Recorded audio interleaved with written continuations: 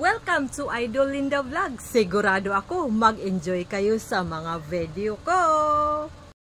For today's video mga idol ay ituturo ko sa inyo ang mga technique sa tuwing mag-grocery tayo. Kasi schedule na naman natin mag-grocery kasi weekly tayong mag-grocery. Kailangan natin ilista natin ang lahat ng dapat bilhin natin. Kumbaga, bibili lang tayo ng mga needs. Huwag yung wants. Kasi, yes, of course!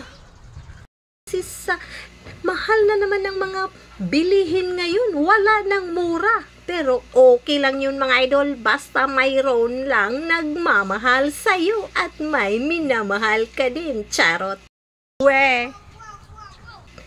Siyempre, sa ating pag-grocery, para makasave tayo, may mga ibang mga grocery mall, mga grocery stores na bulsita ang kanilang lalagyan ng kanilang mga grocery items. Kaya kung may naipon tayong mga eco-bag sa ating bahay, ay dadalhin na natin para makaiwas tayong makabili na naman ng mga panibagong eco-bag, diba? Save din yun mga idol.